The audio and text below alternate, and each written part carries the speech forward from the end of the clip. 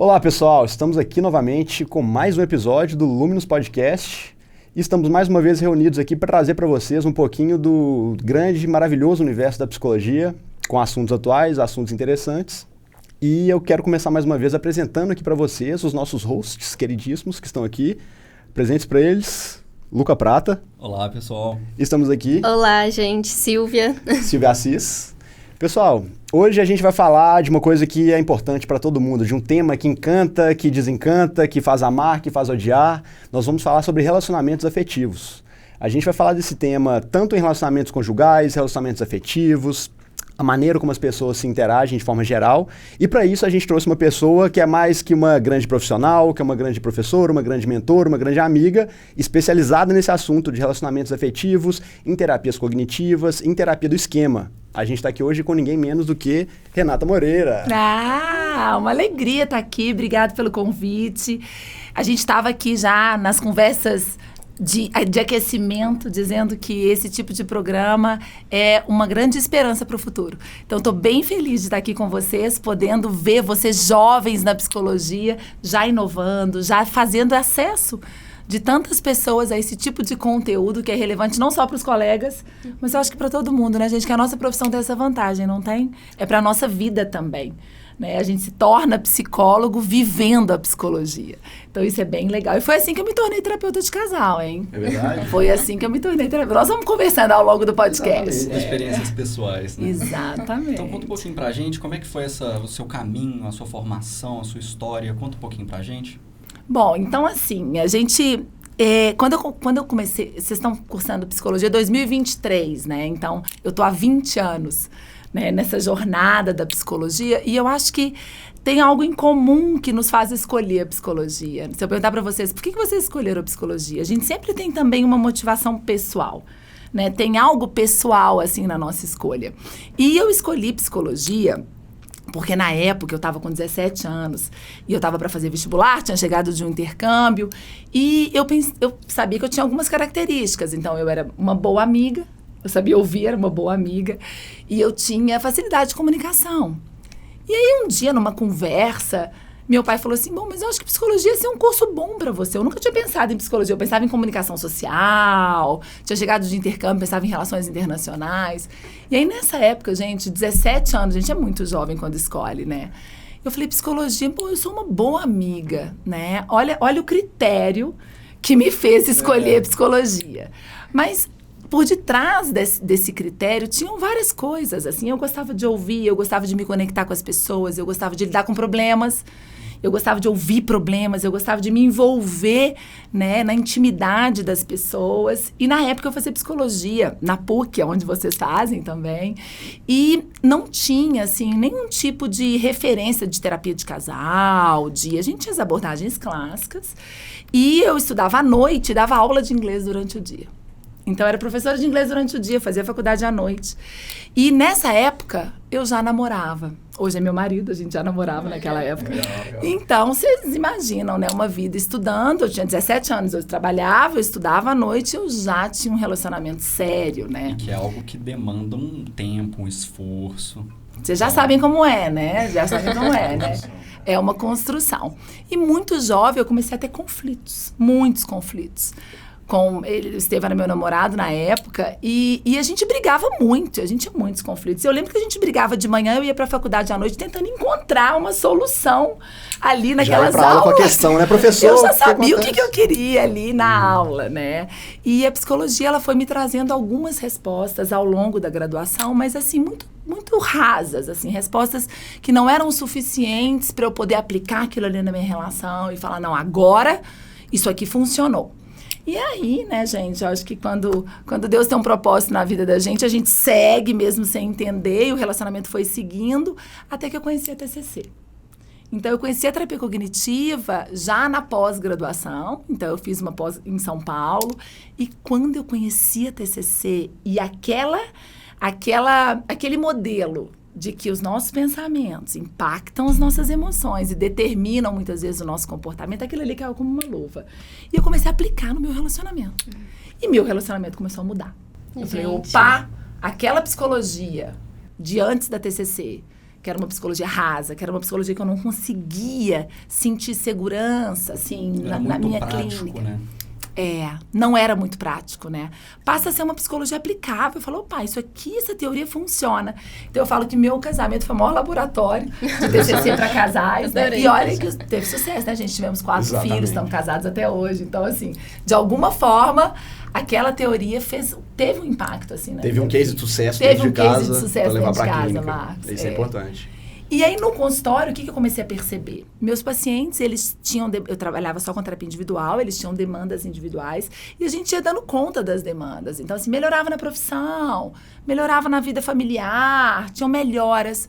Mas quando chegava no relacionamento conjugal, se o relacionamento tivesse em crise, se eles tivessem alguma dificuldade conjugal, tudo aquilo parece que desmoronava. Então, é como se estava tudo bem, mas o relacionamento conjugal, ele exercia um impacto na saúde mental do meu paciente de uma forma que me impressionou. Falei, mas tá tudo bem. Aí conhece um crush, começa a paquerar, começa a ficar com alguém. E aí começavam os problemas, os sintomas voltavam, começava a bagunça geral. E aí eu falei, bom, aqui mora, né, uma chave para a saúde mental.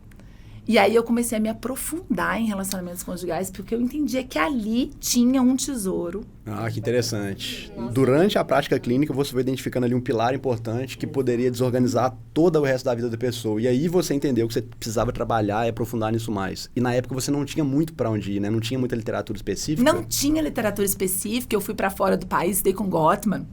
Fui para fora, não tinha muita literatura. O Datílio era a referência que a gente tinha da TCC. Eu estudei com ele quando ele veio ao Brasil, mas era assim, um livro, era uma referência dentro da terapia cognitiva, que era o Datílio.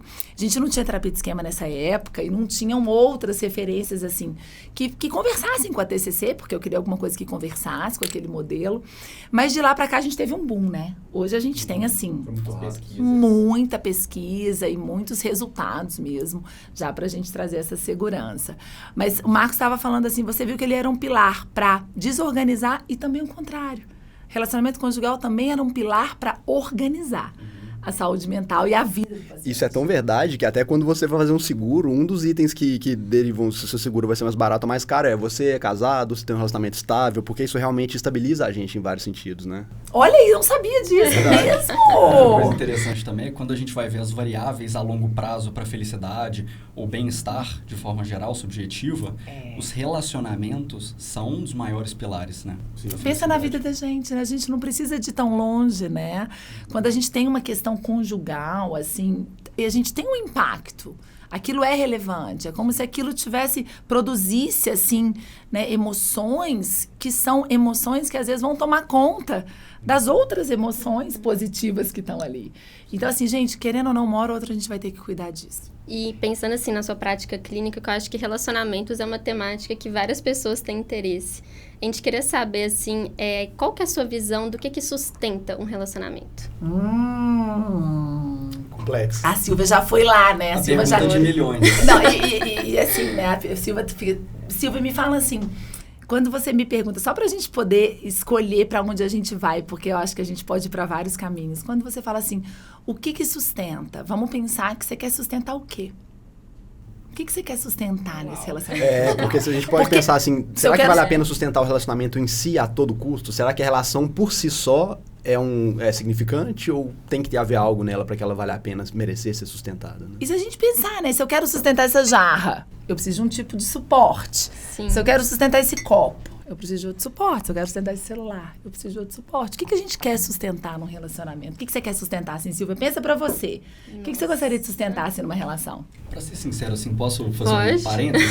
Eu tava até conversando com umas amigas do laboratório, algumas semanas atrás, e eu cheguei a uma conclusão que eu não sei se é verdadeira, talvez você vai conseguir iluminar isso melhor. Eu não consigo ver um relacionamento saudável e com afeto envolvido sem que você admire a outra pessoa em algum grau. Seja intelectual, seja físico, de motivação, de valores. Eu acho que a admiração é um ponto central. Legal. Também acho. E a admiração, inclusive, a gente tem pesquisas assim, que vão apontar a admiração como um dos fatores de satisfação conjugal. Então, você está satisfeito com o seu relacionamento? Tô. Você admira seu parceiro? Você admira seu cônjuge? Sim. Então, a admiração ela é um dos critérios assim, para satisfação conjugal. Mas é legal a gente pensar, né, Silvia? Eu tô te provocando. Eu tô aqui, gente, eu tô te provocando.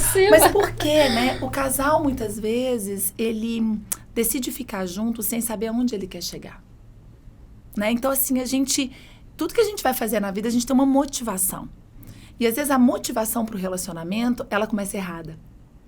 Verdade. E aí, se a gente não pensa em qual é a minha motivação para aquele relacionamento, o que está me motivando a ficar com aquela pessoa? Onde que eu quero chegar? Qual é a minha motivação?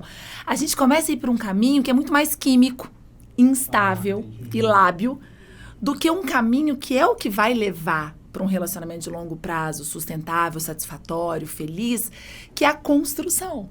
Né? Então, vamos pensar assim, durante uma jornada conjugal, a gente passa por várias estações. Então, a gente tem fases, tem situações de vida. Eu casei com 23 anos, era uma outra Renata, uma outra vida, era um outro Estevão. Aí eu tive meu primeiro filho, depois vieram gêmeos, era uma outra fase. Depois veio mais uma menina. Então, assim, a cada estação, a gente tem dificuldades. Mas o que sustenta eu saber o que eu quero na jornada, é onde eu quero chegar.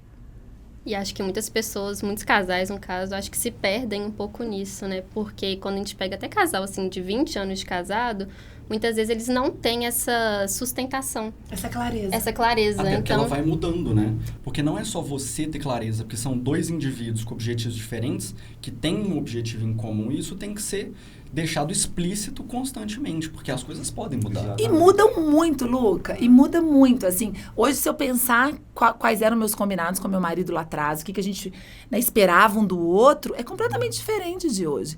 E, às vezes, o relacionamento conjugal, como ele não está sendo visto, e a nossa geração está tendo um grande desafio, que são as relações líquidas, né? Eu lembro sempre do Bauman dizendo isso, e ele é uma referência, assim, quando a gente pensa nesse tipo de relação da geração atual. Mas se eu não entendo que um relacionamento, vamos pensar num casamento, uma relação a longo prazo, uma união estável, ele é de longo prazo, eu não contemplo esse tipo de mudança. Quando eu penso que eu tô junto, vou ficar junto com alguém no curto prazo, é como se eu fosse preparado para um tiro de 100 metros. Sim. E casamento é maratona. Às vezes é maratona de uma vida. Então, o seu tipo de preparo muda. O jeito que você tem que encarar muda. Se eu vou correr uma maratona, eu tenho que me preparar diferente do que para uma corrida de 100 metros. Né? E eu acho que esse tipo de consciência a nossa geração está perdendo. A gente não vai para o relacionamento com esse nível de consciência, com esse nível de clareza. E aí, o que acontece? Uma frustração atrás da outra, uma decepção atrás da outra, uma separação atrás da outra. Hoje, a gente tem mais separações, né, num nível, assim, é impressionante, como que é crescente, assim. Cada ano, a estatística dobra, triplica. E sabe o que é mais curioso? A de pessoas se casando é maior. E aí eu fico me perguntando, por que as pessoas insistem no casamento? Talvez a gente possa falar sobre isso. Exato. Eu vi uma estatística sobre isso, que muitas pessoas, aliás, essa estatística é muito alta, eu já tinha até visto, porque a mesma pessoa divorcia múltiplas vezes também. Isso, eu vi uma estatística, justamente, um estudo que fala isso. Não é que, exato, os números de divórcios sim estão aumentando, mas grande parte da proporção que explica esse aumento de divórcios não é porque tem muitas pessoas diferentes divorciando, é que poucas pessoas divorciam várias vezes e aumenta muito a estatística. Mas, de fato, de uma forma geral, isso aumentou. Sim. Porque, como você falou, é como se o relacionamento, ele sempre existisse algo por trás dele, existe uma motivação. E você pode discutir a validade dessas motivações ou não, mas o fato é, se você está buscando algo, se você está investindo ali o seu tempo, o seu capital cognitivo, os seus recursos, né, seus afetos em algo, você espera algo daquilo ali. Então, sempre existe uma motivação no relacionamento. O fato é, ela pode estar sendo explícita, conversada, negociada e atualizada ou não. Você pode entrar num relacionamento por impulso, às vezes você não tem consciência do que você está buscando, ou você não sabe o que outra pessoa está buscando, você se encontra ali em coincidências que podem mudar. Sim. E isso faz com que o relacionamento fique frágil, né? Você percebe isso muito? E a fragilidade, talvez, essa seja, assim, o adjetivo que eu usaria para as relações atuais. Assim, elas são frágeis, né? São relações quebráveis com muita facilidade. E quando a gente olha para essa fragilidade dos relacionamentos, a gente vai para uma fragilidade humana. Então, a gente está numa geração onde o ser humano está muito frágil. A gente perdeu muita capacidade de resiliência, capacidade de lidar com frustração, capacidade de esforço. Então, assim, a gente podia ficar aqui horas falando sobre esses fatores, mas a relação conjugal, ela vai também sendo um impacto direto do que está acontecendo com o ser humano. Exatamente. Né? Agora, você está falando de múltiplos casamentos, eu lembrei do Fábio Júnior, né, gente? A gente tem alguns casos, né? A gente tem alguns casos aí, né, de pensar assim, poxa, 7ª vez, acho que ele tá no 7º casamento, não sei qual. São vários, né? Eu queria fazer a terapia dele de casal, gente, bem que eu queria ser terapeuta do Fábio Júnior. Aqui pra você. Aí, Fábio Júnior, olha, eu vou abrir minha agenda pra entender, assim, porque eu acho que tem uma coisa que me chama muita atenção, que aí eu acho lindo pensar nisso, é a nossa natureza humana preparada para o relacionamento. A gente vai estar sempre em busca. Sim. A gente vai estar sempre em busca de relacionar. Por mais traumatizada que a gente possa sair de um relacionamento, assim, eu tenho vários relatos de pacientes que saíram muito traumatizadas, e a gente pensa assim, poxa, agora vai querer ficar sozinha, agora não vai querer relacionar. E aí tem um caso clássico, assim, que eu sempre conto para os meus alunos, que eu atendi um casal, e o marido me ligou, já estavam de alta, falou, Renata, minha mãe tem 80 anos. Dona Elza, se ela estiver me ouvindo, ela vai saber, mas eu já disse que conta o caso dela. E ela tá muito deprimida, porque meu pai faleceu. E o meu pai era um homem muito dominador, então de outra geração, e minha mãe passou presa. Ficou presa por 50 anos nesse casamento, assim que ele me descreveu. Então, ela ficou presa no relacionamento, meu pai faleceu, e a gente achou que agora a mamãe ia viver, agora a mamãe ia pra vida, agora ela ia, né, curtir, viajar, passear, fazer tudo que ela queria fazer. E isso não aconteceu, ela deprimiu. E na época eu estava estudando depressão e terapia cognitiva, eu estava começando como terapeuta de casal nessa época. Eu fiquei muito curiosa de pensar como é que era a terapia cognitiva no cérebro de uma senhorinha de 80 anos deprimida. Como é que é psicoterapia para uma senhora de 80 anos? Eu nunca tinha atendido uma pessoa dessa idade para depressão. E aí eu falei, então vou aceitar o desafio. E aí começamos a terapia, e ela, uma senhorinha assim adorável, a gente tratou a depressão. E aí um belo dia, né, ela chega no consultório com as bochechinhas bem vermelhas. E eu olhei ela bem branquinha, sabe, Silvia? Eu olhei para ela e falei assim, Dona Elza, o que essa bochechinha vermelha quer me contar?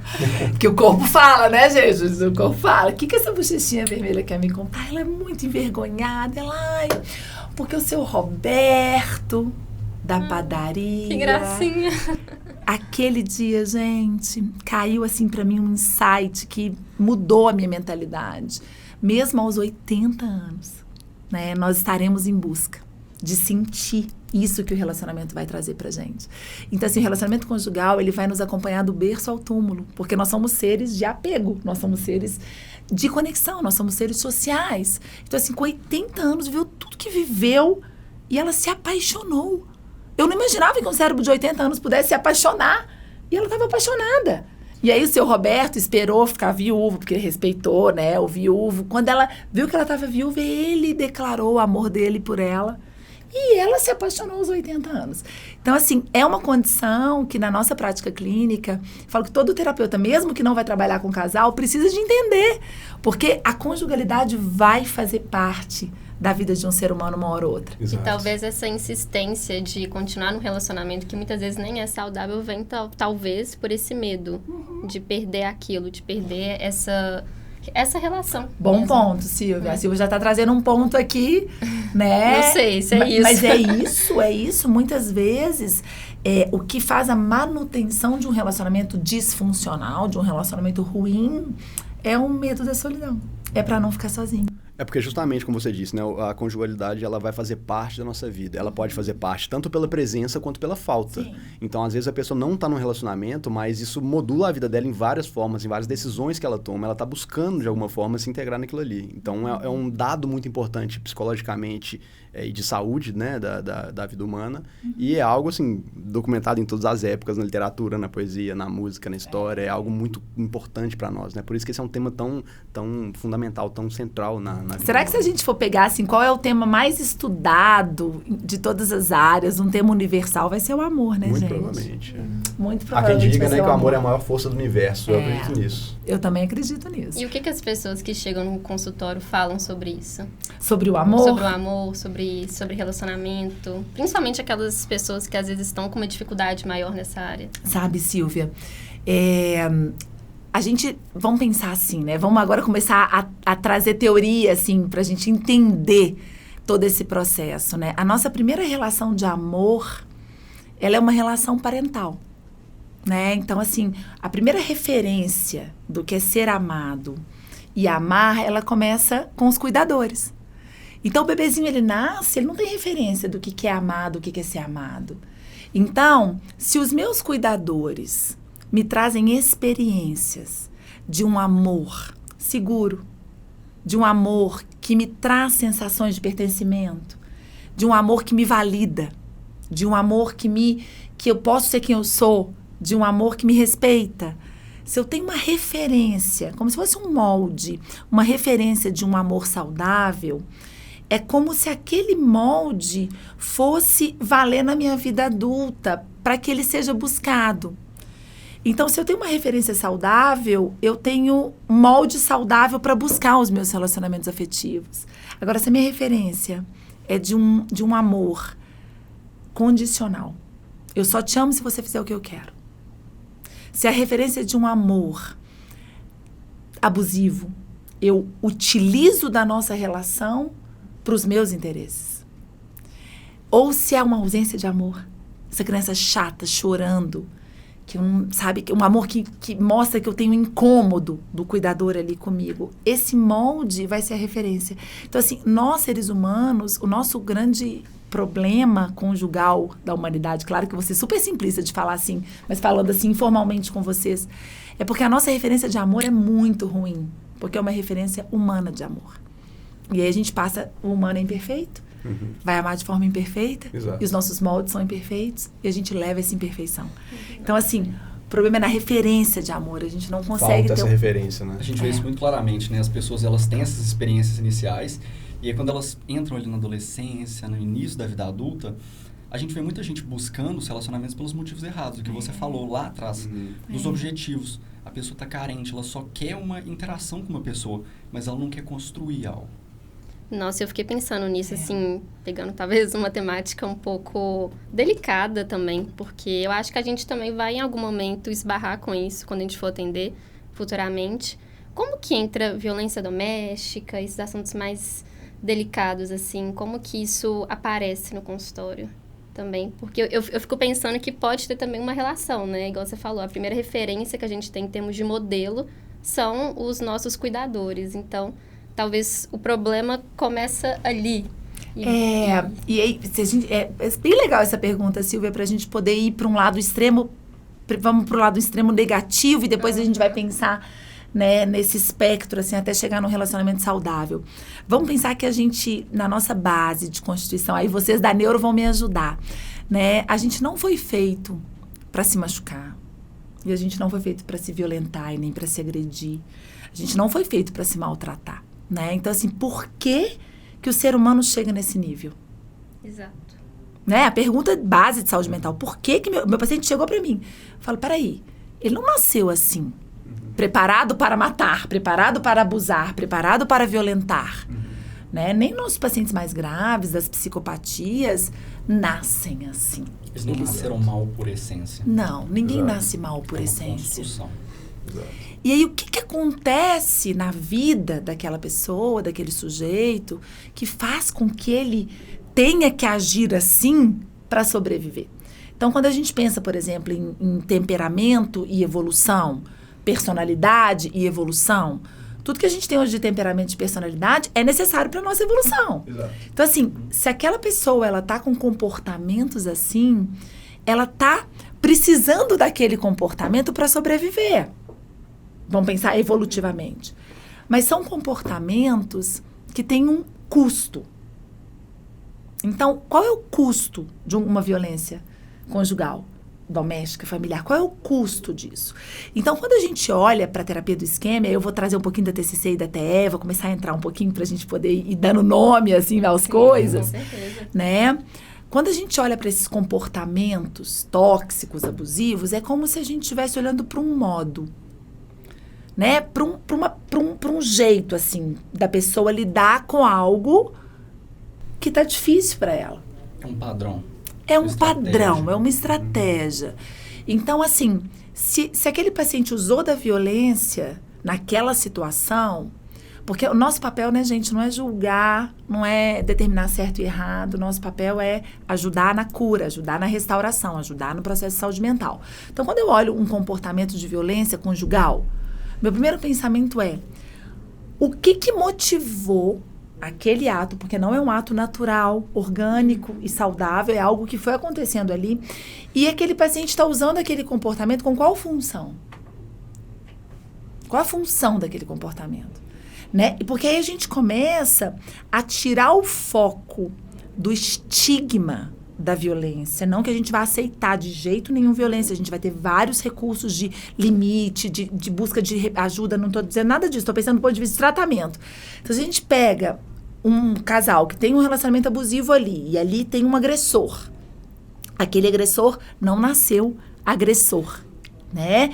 Ele se tornou um agressor por alguma motivação de uma dor, seja de um trauma, seja de alguma...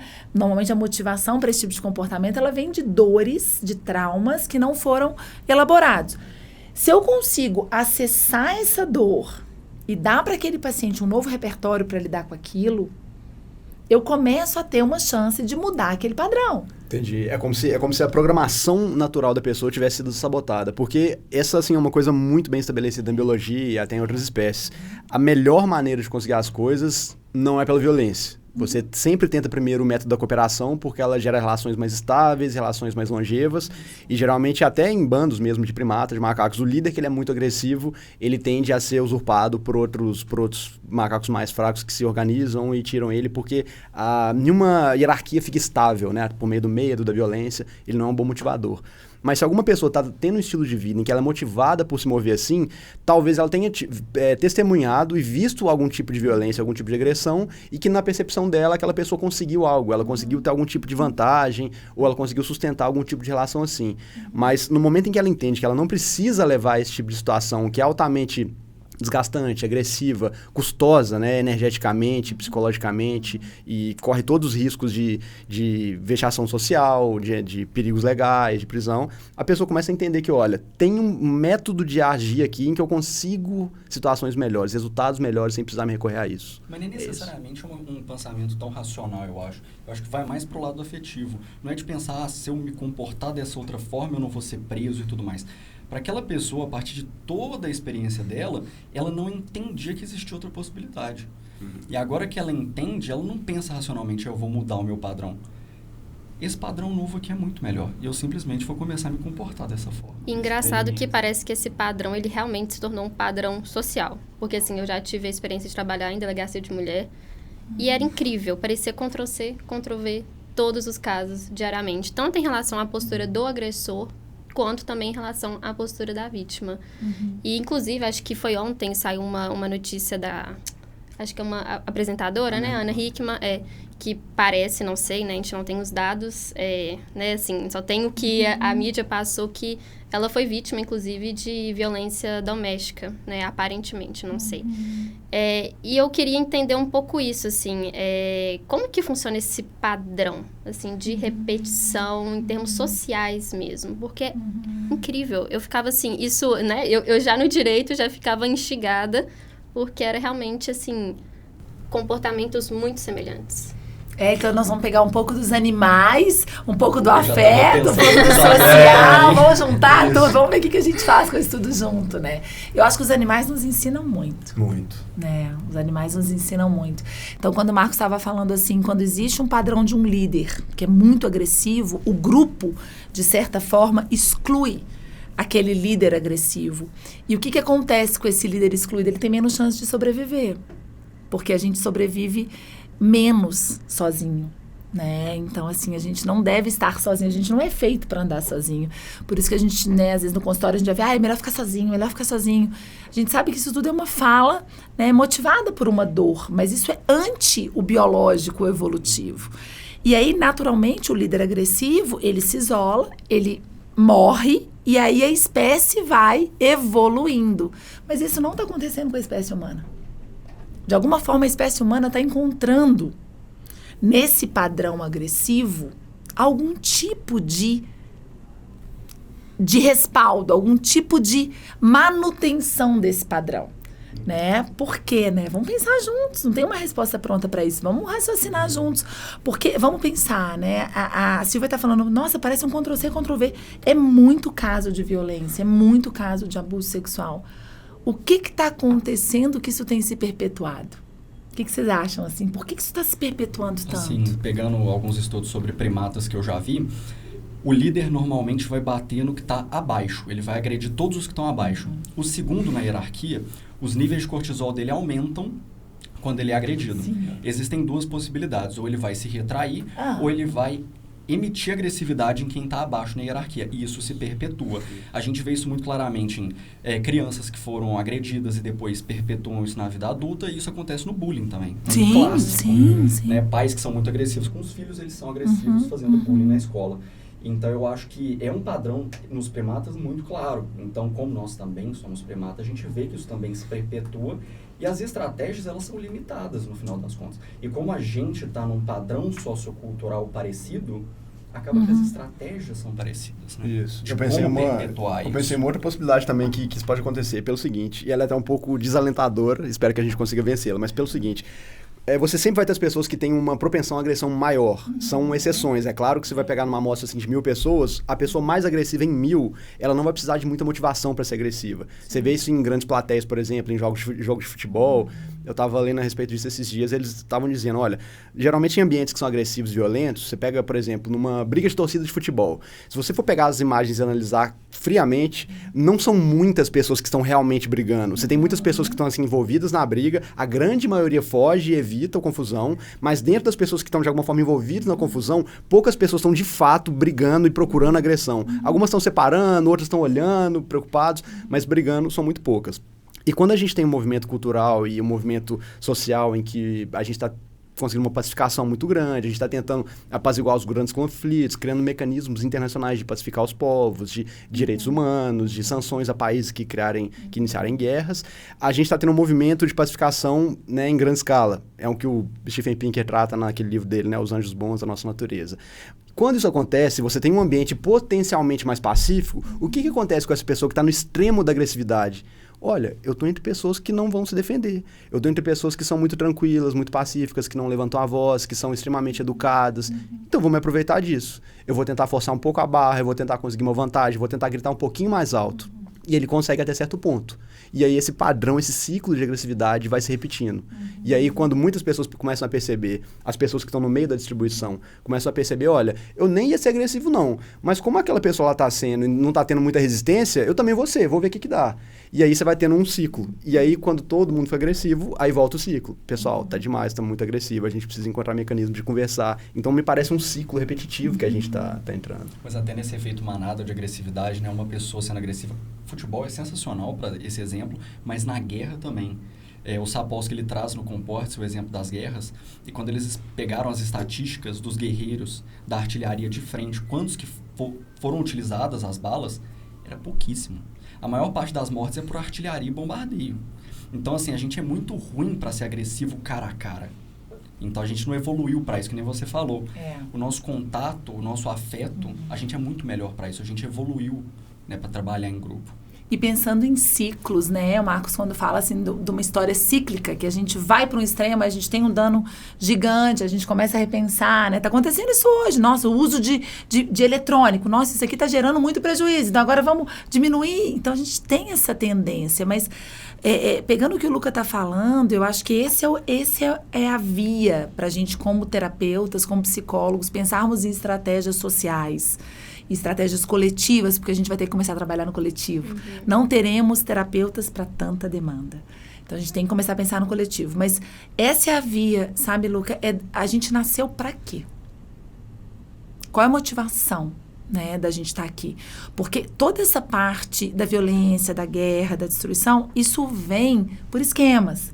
Isso vem por disfunções, isso vem por patologias, isso vem por um desvio ali do seu fluxo natural. A gente não nasce para isso, não é da nossa motivação humana, né, entrar, tanto que como o Marcos falou, quantos fogem, quantos evitam, quantos, né, não vão. São muito poucos os humanos que estão na liderança dessa violência que passa a ser quase uma violência nata. Então, o problema, né, não é o barulho dos maus, mas o silêncio dos bons. Né? Então, assim, o problema são as pessoas que estão do outro lado, que movimento que a gente vai fazer, né, para poder zelar por isso. E nas famílias, a gente percebe que quando a gente tem um abusador, quando a gente tem uma pessoa que está mais adoecida nesse sentido, ela enfraquece, exatamente para se manter no poder do abuso, todo o restante. Né? Então, a gente tem, nessa segunda classe, vamos pensar na esposa como sendo abusadora ali, e aí vai para ela, para os filhos. Então, a gente tem uma cascata de vulnerabilidades que vão sendo instaladas, e a gente passa a ter gerações, porque se a gente for pensar geracionalmente o abuso, ele é uma transmissão, assim, quase que de primeiro nível. Então, a gente tem pai abusador, avô, tataravô, avô, pai, filho.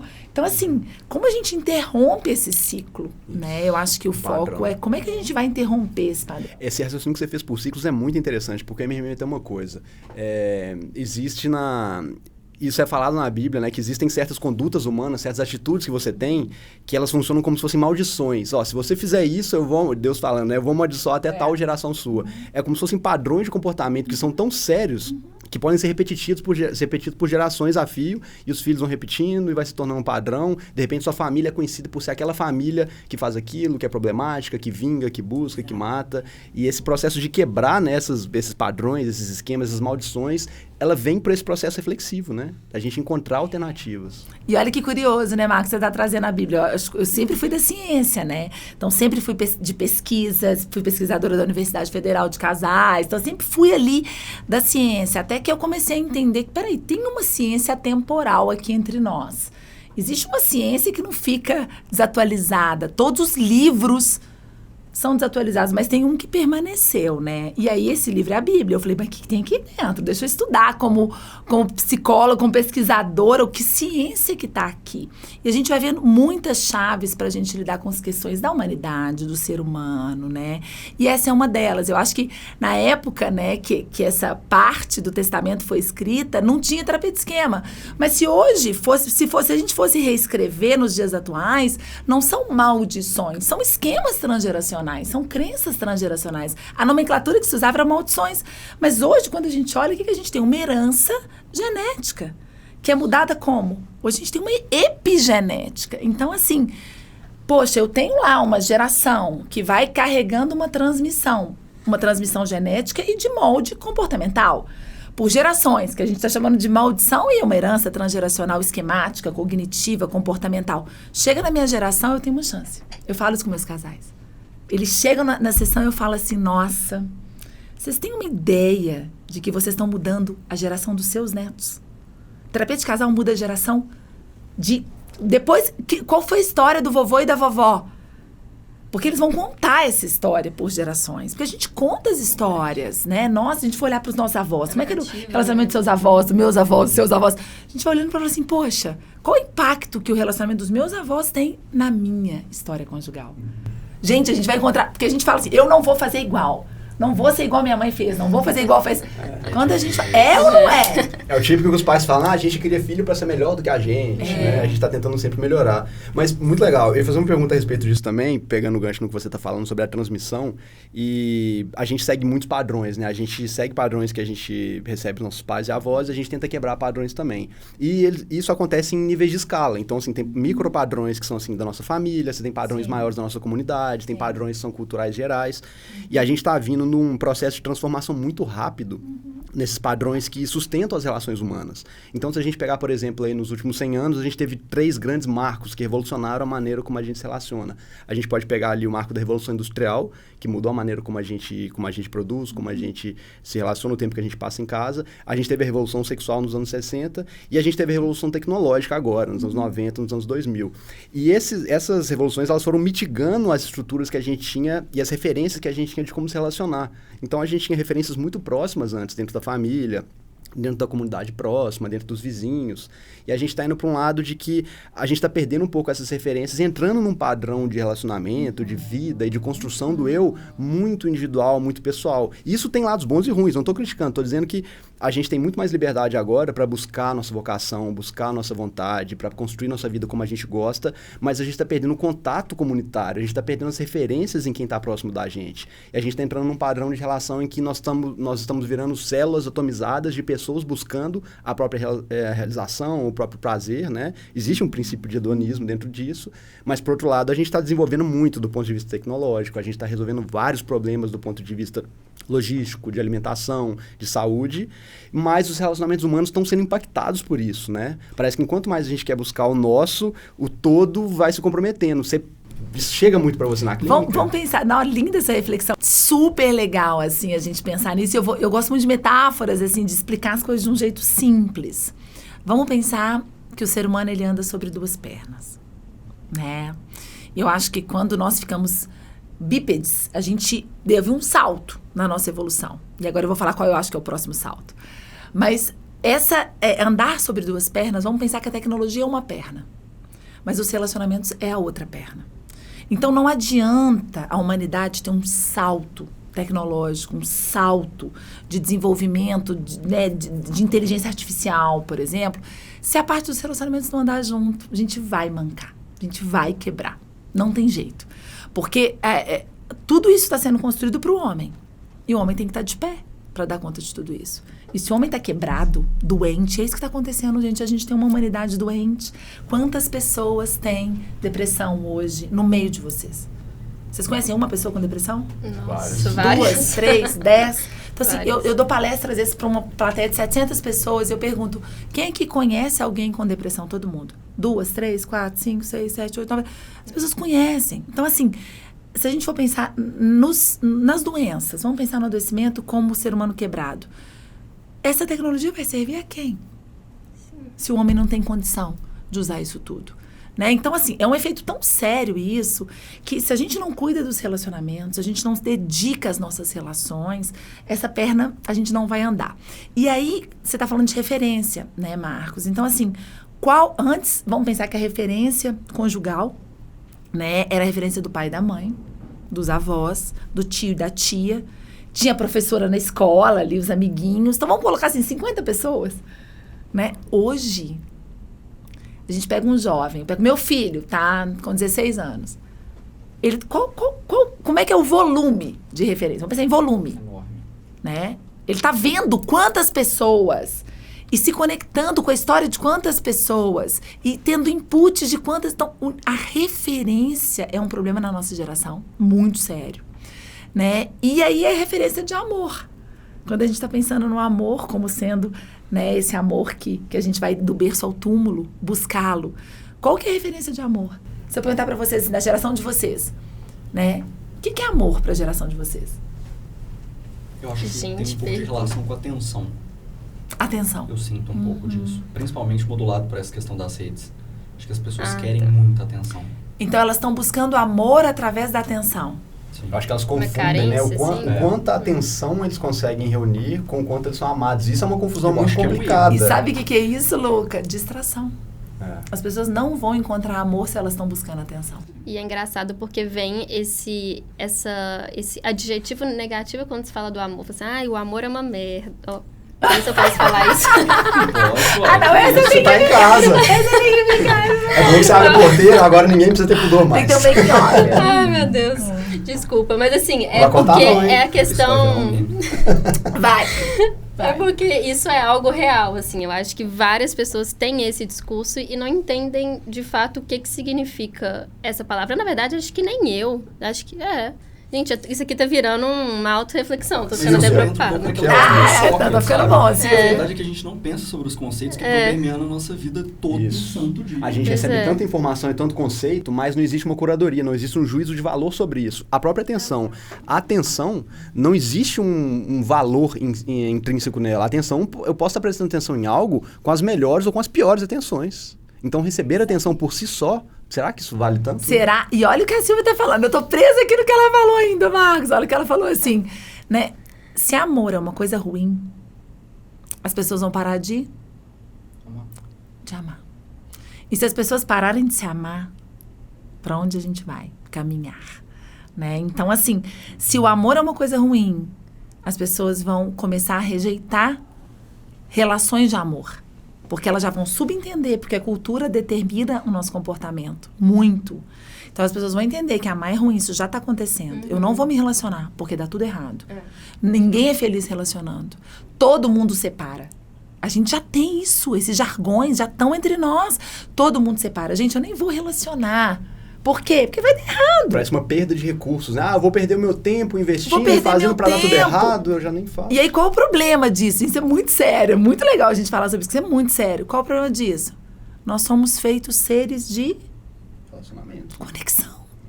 E a conexão, ela passa pelo amor. Então, assim, como que a gente vai lidar com uma sociedade que está colocando no amor um rótulo negativo, um rótulo de que não vale a pena, um rótulo de que não é legal, sendo que é exatamente isso que o ser humano precisa para ser feliz. A pesquisa de Harvard, você estava citando aquela pesquisa de Harvard, 80 anos, uma pesquisa longitudinal maravilhosa, eu tive a oportunidade de estudar ela a fundo, maravilhosa. Então vamos estudar felicidade, o que te faz feliz? O que te faz feliz? Aí estudaram o avô, o pai, o neto, o que te faz feliz?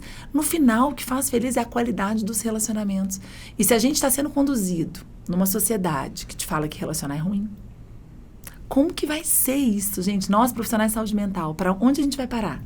O que vai acontecer? E tem dois pontos que eu queria comentar. Um ponto até do assunto que a gente já tinha comentado, mas eu acho que é importante a gente pontuar, porque a gente falou de assuntos delicados, que são sérios. E foi algo que eu achei muito legal, Luca, que você falou, que a gente nós, enquanto seres humanos e animais, a gente não tem esse comportamento agressivo logo de cara. Então, é como se isso acontecesse por uma sutileza. Então, quando a gente fala também de violência doméstica, a gente está falando de uma construção. Então, é muito importante que as pessoas entendam mais sobre isso, porque não acontece uma violência física logo de cara. Na verdade, a violência física é o último passo para uma violência doméstica. Antes disso, a gente tem violência psicológica, violência patrimonial.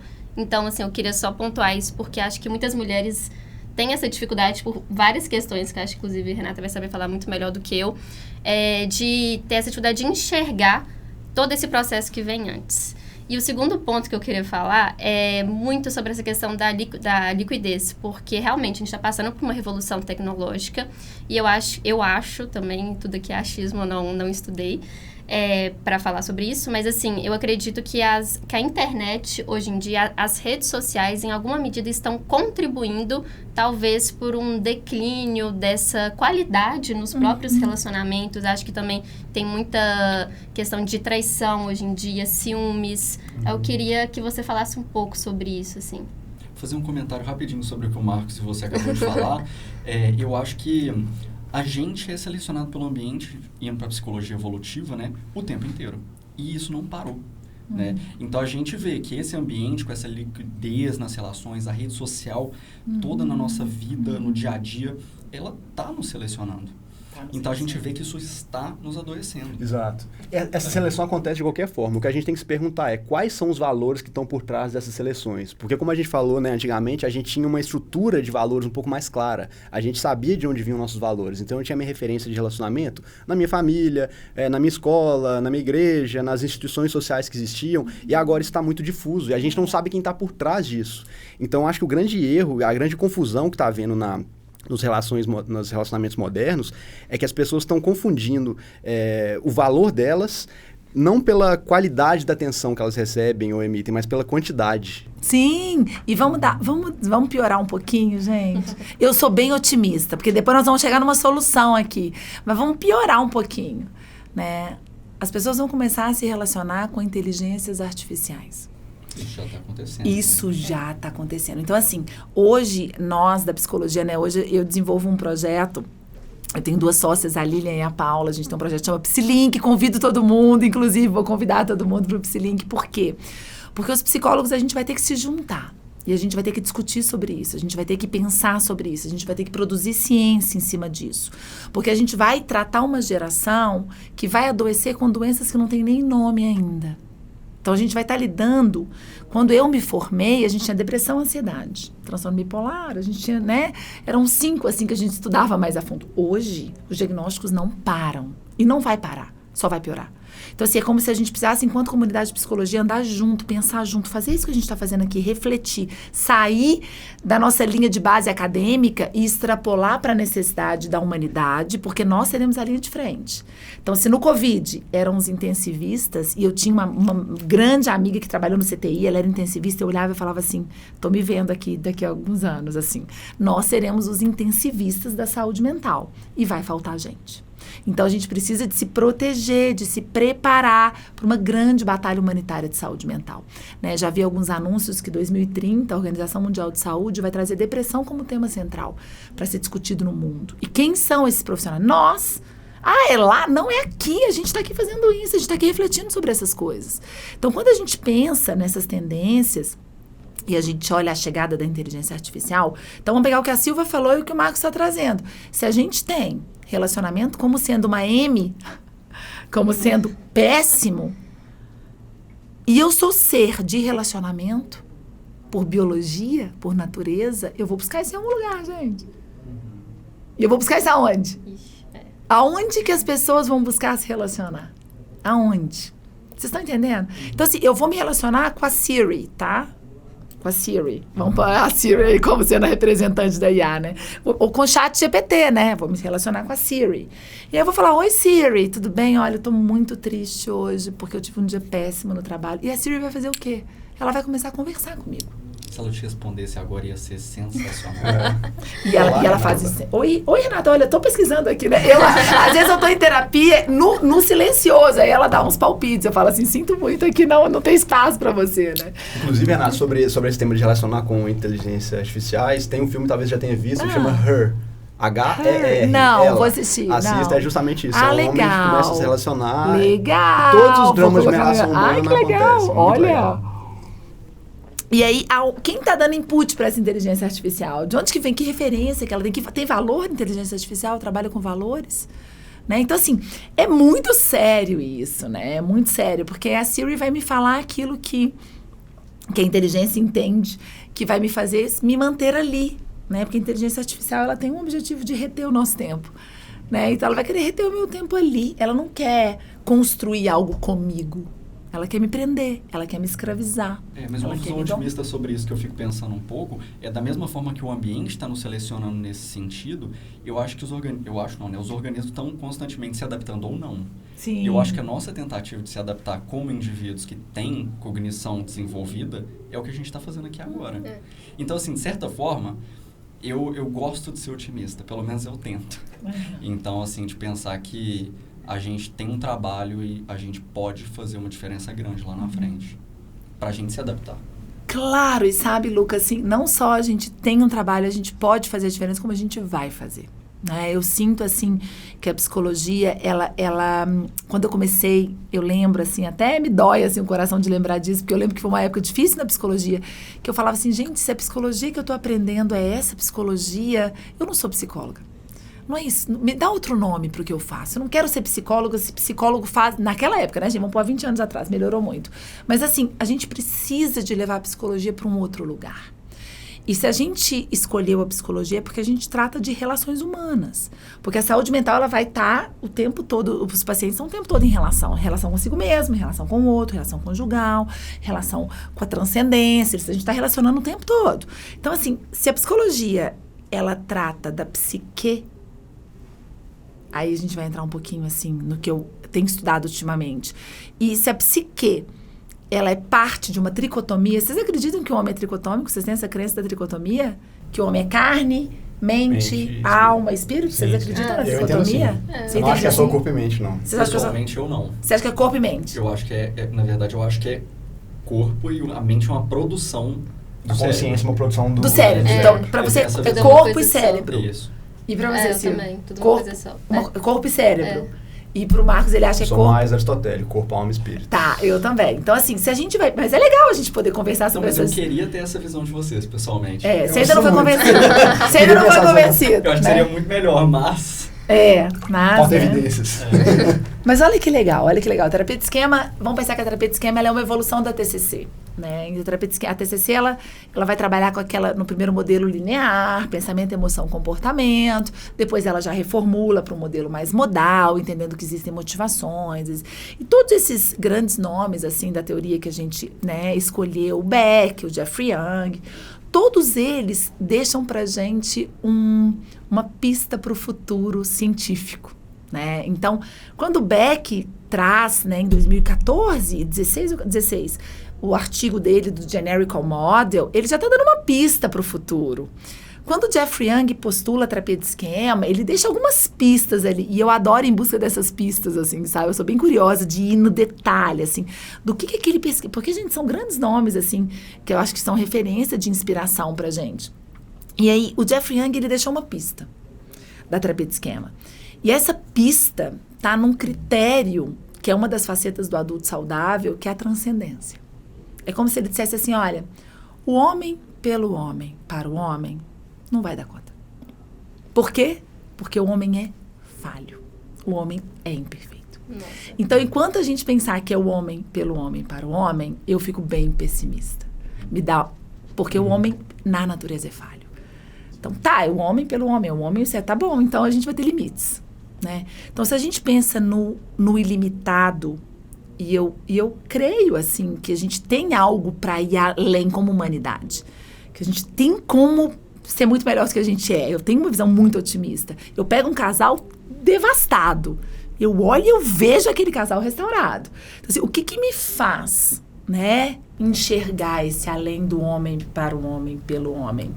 Que existe algo além do homem. Nossa, eu quero pegar essa referência depois. Sabe o que é interessante a gente pensar? É que mesmo os modelos cognitivos de desenvolvimento ético-moral de vários psicólogos e filósofos, por exemplo, o modelo dos estágios do Kohlberg, o modelo dos 3 estágios do Kierkegaard, o modelo das 12 camadas da personalidade, todos eles vão partindo de um modelo de desenvolvimento humano que ele parte de relações mais concretas e motivações mais concretas e mais individuais. E eles vão se desenvolvendo em medidas mais amplas, voltados mais para o coletivo e voltados para sentidos mais transcendentes. Então, a gente sempre começa, o ser humano, quando ele é criança, ele só consegue perceber o próprio corpo, ele só consegue ter vontade de satisfazer as necessidades mais básicas, né, de alimentação, de dormir, de proteção. Depois ele começa a pensar em situações em que ele tem que ser útil para a sociedade, em que ele tem que conseguir se prover, ele tem que prestar um serviço para o próximo dele, e depois ele começa a transcender, ele começa a pensar, agora, o que eu posso pensar que é melhor para a humanidade? O que eu posso pensar que é bom para a humanidade agora e no futuro? Como eu posso transcender a minha própria condição humana para buscar algo mais elevado? Então, ainda que a gente tenha que tentar entender como chegar lá, as próprias noções teóricas de modelos de desenvolvimento humano, elas estão sempre indo para o mais abstrato, para o mais transcendente. E você pode pensar também no seguinte sentido, de que a resposta para um problema em um sistema, ela tem que vir de um nível superior de um sistema. Ela não vai estar dentro do próprio sistema. Ela tem que ser um pouco maior. Então, por exemplo, a gente está aqui conversando agora. A solução para o que a gente está conversando aqui agora não pode estar só dentro da psicologia. Ela tem que transcender a psicologia. Da mesma forma que o sentido do estudo não está na escola, ela está na humanidade. Então, o sentido da humanidade não pode estar na humanidade, ela tem que estar num campo que transcende a humanidade. Ai, que lindo isso! Porque se o homem produz o problema, será que é o homem que vai encontrar a solução? É bem por aí. Né? De milhões. Mas vamos pensar, a mente que produz o problema, vai ser essa mente que vai encontrar a solução? Eu acho que, na verdade, não é a mente que produz o problema, é o ambiente. Essa é a minha visão. Porque qualquer problema que é produzido... E quem produz o problema do ambiente, Luca? Aí a gente vai para uma conversa bem metafísica. Mas é o homem, que produz? Dentro do ambiente, você existe ali as dificuldades, as necessidades. A gente, vamos supor, então, do ponto de vista da psicologia evolutiva. Nós somos organismos que estamos buscando o desenvolvimento, a evolução e a perpetuação da espécie. Em algum momento, a gente vai se bater numa limitação. Às vezes, o seu interesse por busca de um recurso, ele vai contrapor o interesse de outro grupo que também quer aquele recurso. Isso é um problema. Agora, a solução para esse problema que vai criar um impasse, que seria, por exemplo, o conflito, isso é dado pela mente humana. O ambiente não coloca pra gente a obrigação de eu conflitar, de eu brigar com você, certo? O problema tá dado, ele é amoral. Agora, o ser humano, ele coloca uma solução que gera essa problemática. E aí eu vou introduzir outra coisa que você estava falando, né? Nos modelos de desenvolvimento, né? Sempre parte de uma coisa muito concreta, porque quando a gente é muito novo, a nossa cognição e o nosso cérebro não está completamente desenvolvido. Então, a nossa capacidade de pensamento ou de interpretação da realidade está muito mais próxima de outros animais, que não tem religião. E aí, no momento que a gente tem a capacidade cognitiva de abstrair, aí sim a gente começa a conseguir ir para esse lado. Exato. Mas aí isso está permeado pelo quê? Pelo cérebro.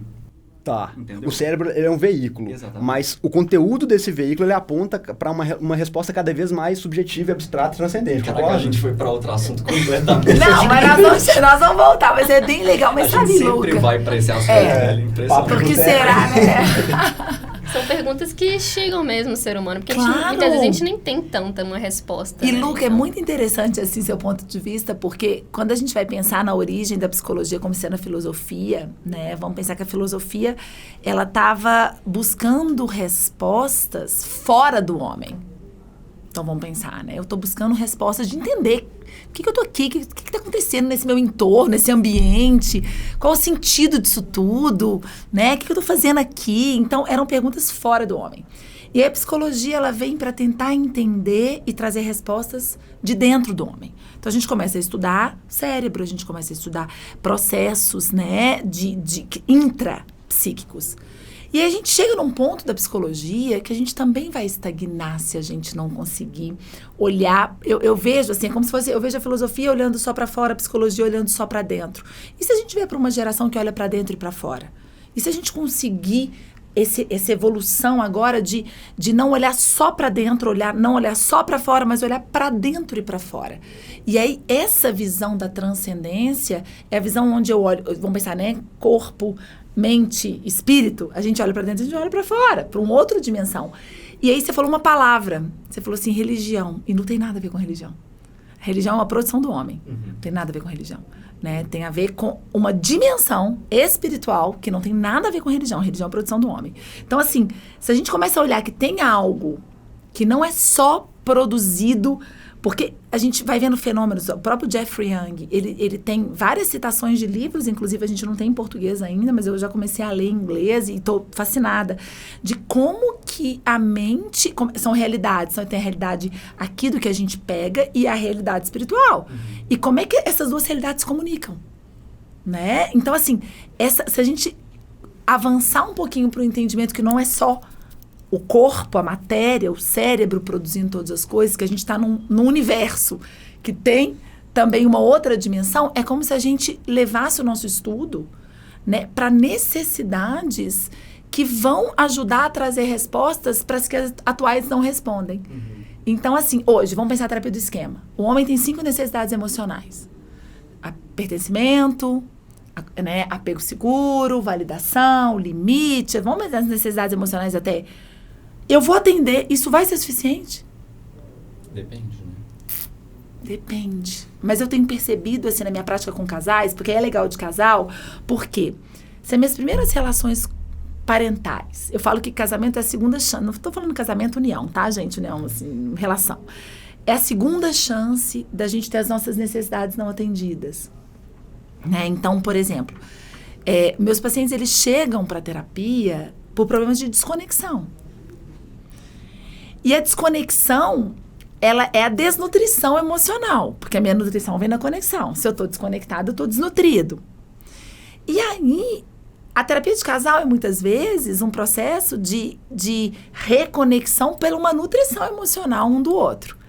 Então, se lá nas minhas relações de pai e mãe, eu fui desnutrido. Eu gosto de usar, de contar com histórias. Vou dar um exemplo, tá, gente? Então, vamos pensar que na casa do Lucas só tinha Coca-Cola. Não tinha água. É, o tá, perfil deles, né? Você gosta de Coca-Cola, Lucas? O Luca é muito saudável. Eu tomo, mas eu não gosto muito, assim. Só um exemplo. Sem preconceitos, até tem amigos que tomam. Eu tenho alguns. Eu que estou olhando pra mim, olha pra mim, gente. A Silvia gosta de Coca-Cola? A Silvia gosta de café, ela é muito julgada. Eu também gosto de café. Não pode tomar perto dele, não. Não, Tô não brincando, pode. não é um café, só que Até 15 horas. Até 15 horas. Ah, então não dorme, Lucas? Assim? 15 não pode mais, entendeu?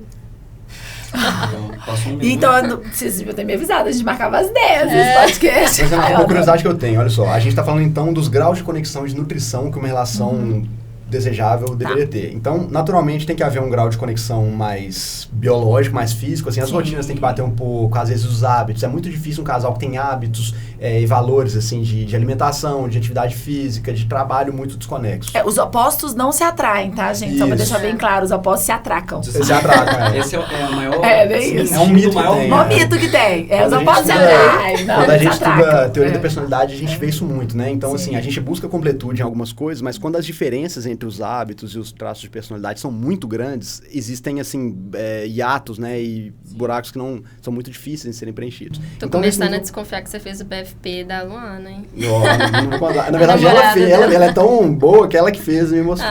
Não, mas deixa eu te contar, eu tinha paciente solteira, você tá falando isso, né? Eu comecei a trabalhar com casal, eu tinha muitos pacientes ainda no individual. E aí, elas estavam solteiras e eu falava, agora nós vamos...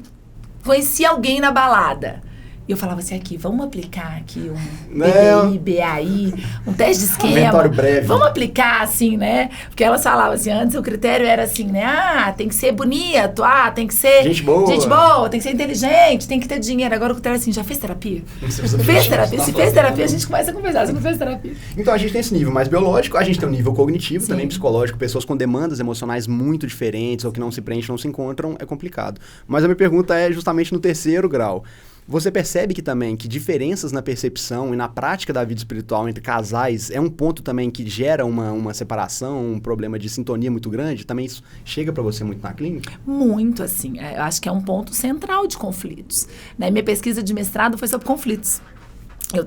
Foi um programa online de psicoeducação para casais para ajudar exatamente nisso, assim, a minimizar conflito. Porque o conflito, ele é uma diferença de ideias.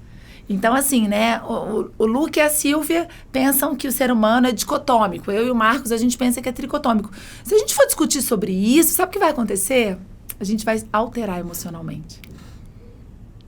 E a alteração emocional, diante de uma divergência de ideias, é o que leva o casal para comportamentos de destruição.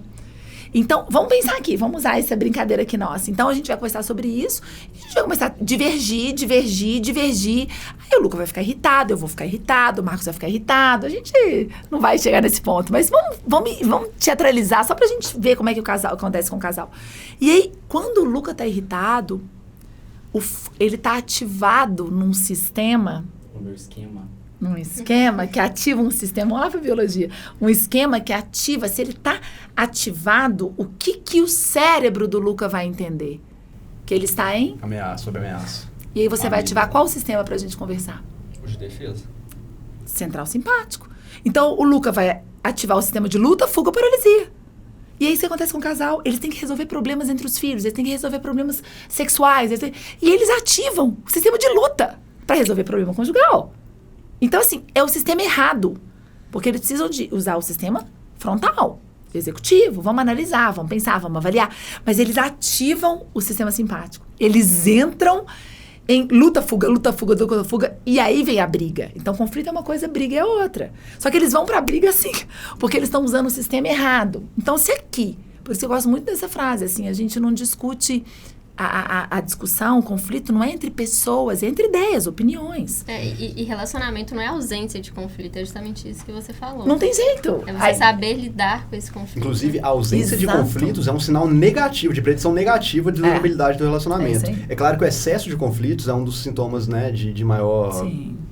Problema que o relacionamento tem, mas a ausência completa de conflitos também não é boa. Então, é possível ter um relacionamento com uma quantidade saudável de conflitos e conflitos lutados de uma maneira, né, decente, digna, respeitosa. E aí vamos pra luta, porque então vamos pensar, a gente se conheceu, vamos pensar, você e o Luca, não, o Luca tá namorando, a Silvia tá solteira, você e o Arthur se conheceram, e aí vocês vêm de backgrounds diferentes, famílias de origem diferentes, ambientes diferentes, valores, às vezes, diferentes, culturas diferentes. Aí vocês começam a relacionar. É possível não haver conflitos? E com Arthur, então? Se não tem conflito, é porque provavelmente um lado dominou o outro, silenciou o outro. Não é saudável. Isso. Então vai ter conflito. E aí, o que acontece, né, Silvia? não é se vai ter conflito ou não. O que mede uma boa relação conjugal não é o número de conflitos. São as estratégias. É como eles lidam. Então, às vezes, eu tenho casais que têm pouquíssimos conflitos. Terapia, primeira sessão. Aí eles chegam assim, não, a gente veio pra terapia, aí eles normalmente têm no notes do celular uma lista de queixas, né? Sempre a queixa do outro, né? Então, a Silvia vai fazer as queixas do Arthur, o Arthur vai trazer as queixas da Silvia. Então, assim, é sempre direcionado ao outro. Mas, às vezes, tem casais que têm uma lista enorme. Ai, a gente vai por causa disso, problema sexual, problema com os filhos, problema financeiro, problema... Mas me preocupa, às vezes, menos do que um casal que tem 2 problemas. Que às vezes eles já estão conversando, eles já estão tentando trabalhar, né? E também, assim, qual é... Eu falo com meus alunos de terapia de casal, assim, dessa simplicidade da gente olhar coisas complexas de um jeito simples. Eu falo com meus alunos assim, vamos fazer uma equação pra gente saber se aquele casal é grave, se aquele casal não é tão grave, se é um casal fácil. Aí a equação é a seguinte, de 0 a 10. Então, Silvia e Arthur aqui, o casal da nosso podcast. Silvia e Arthur, de 0 a 10, que nota vocês dariam para dificuldade dos problemas? Então, olhem para os problemas, o casal olha para os problemas, para tudo isso que vocês me trouxeram. De 0 a 10, o quão difícil é para vocês lidarem com esses problemas? 11. Mas essa é a nota que aparece mesmo. E a sua, Arthur? 11 também, só porque ela falou. Aí, ó, isso já me diz algo, Arthur. Isso já me diz algo. Então, assim, 11. Aí a próxima pergunta é: o quanto, Arthur e Silvia, vocês estão dispostos a lutar por isso? Pela relação. Desculpa, eu não consigo nem... Você não tá fazer roleplay.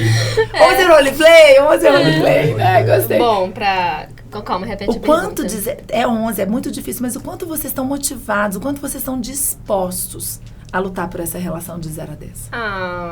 10. Entende? Então, assim, essa é a equação do casal que me preocupa pouco. Porque existe uma motivação dos dois para fazer dar certo. Então o grande problema não é a gravidade dos problemas, a quantidade ou a frequência das brigas, é o quanto eles estão dispostos a superar. É a motivação para aquele relacionamento. Uma coisa que eu fico pensando também é o quanto que as pessoas se respeitam. Porque, assim, de certa forma, trazendo para essa discussão do ser humano, né? Esse assunto que surgiu aqui, a gente até riu, porque ele surge com frequência entre nós. Porque eu penso de um jeito, assim, muito... Eu vou sair desse episódio, o povo vai achar que eu sou behaviorista, mano. Mas, assim, sobre religião, eu sou agnóstico, eu sou bem, assim... eu sou bem aberto. Então, por exemplo, eu respeito muito o Marcos e o Bernardo, por exemplo. Eu acho eles pessoas muito inteligentes. Então, por mais que eles pensem completamente é forte, né? Mas, assim, bem diferente de mim nesses assuntos, a gente senta e fica horas conversando e a gente nunca brigou, né? Tipo, sobre isso. Sempre foi uma conversa muito tranquila. Então, transportando isso para os relacionamentos, né? É isso um pouco das estratégias, né? O casal, ele se respeita, tem o problema...